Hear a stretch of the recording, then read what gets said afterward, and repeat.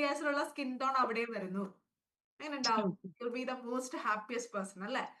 അങ്ങനെ അത് മാറി. ഇതൊക്കെ നോർമൽ സ്കിൻ ആയിട്ട് ബിലീവ് ചെയ്തുകൊണ്ട് you start doing the activities. അതിന് വേണ്ടിയുള്ള കാര്യങ്ങൾ ചെയ്തു കൊടുക്കുക.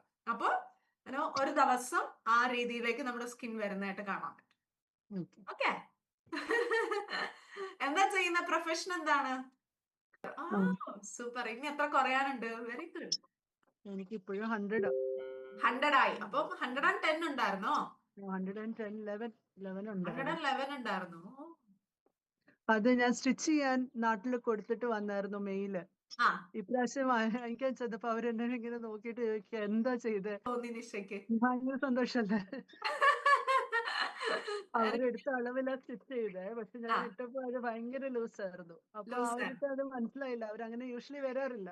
അപ്പോഴേ പെട്ടെന്ന് അവര് മെഷർമെന്റ് എടുത്ത് നോക്കി. എന്നിട്ട് അവരിങ്ങനെ ഒന്നും ചോദിച്ചില്ല. എന്താ ചെയ്തേ എന്ന് ചോദിച്ചു. എന്താ ഞങ്ങൾക്ക് ചെയ്തേ? പറഞ്ഞു. ഇനി വരുന്നുണ്ട് സ്റ്റിച്ച് ചെയ്യുന്ന ആളെ. ടൈലർക്ക് ഇനിയും പണിയായിരിക്കും.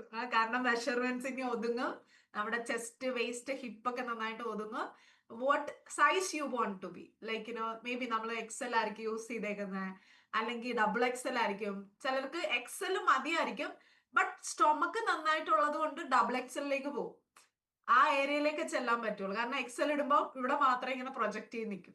അപ്പൊ ഒന്ന് ആലോചിച്ച് നോക്കിയേ, ആ ഒരു ഡിസ്കംഫർട്ട് എന്ന് പറഞ്ഞാൽ നമ്മുടെ കോൺഫിഡൻസിനെ താഴേക്ക് കൊണ്ടുപോകുന്നത്. ഓക്കെ. സോ എനിക്കറിയാം ഇതിപ്പോ. കാരണം ഞാൻ ഇപ്പം മോനുണ്ടായതിനു ശേഷം അതിനിപ്പോ 11 months ആയി. ബട്ട് ഞാൻ I touch my ideal wait. ഇപ്പൊ ഒരു 55 kg, 1 kg അണ്ടർ വെയിറ്റിലാണ് ഞാൻ നിൽക്കുന്നത്. അത് ഒരു കുറച്ചായി. ഞാനിപ്പോ അത് എത്ര ഫുഡ് കഴിച്ചാലും പിന്നെ അത് കൂടില്ല.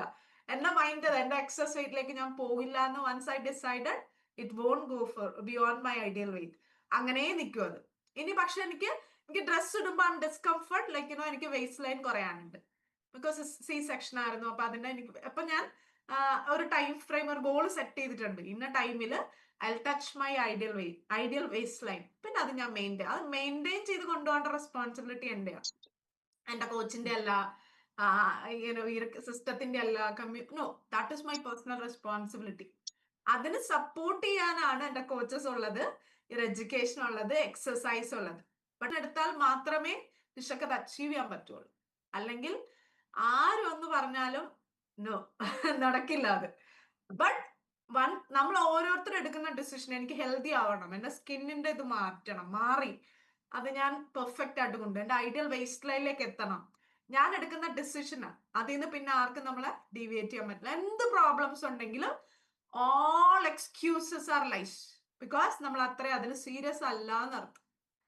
It is okay. ചില സമയത്ത് എന്താണെന്നറിയോ, ചിലരെ സംബന്ധിച്ച് നമുക്ക് ന്യൂട്രീഷൻ ഉണ്ടല്ലോ, എനിക്ക് ഹെൽത്ത് ഉണ്ട്, ഇച്ചിരി വഴിതെറ്റി പോയാലും തിരിച്ചു പിടിക്കാം. ഞാൻ അങ്ങനെയുള്ള ആൾക്കാരടുത്ത് ഞാൻ പറയും ഓവർ കോൺഫിഡൻസ് ആണ്.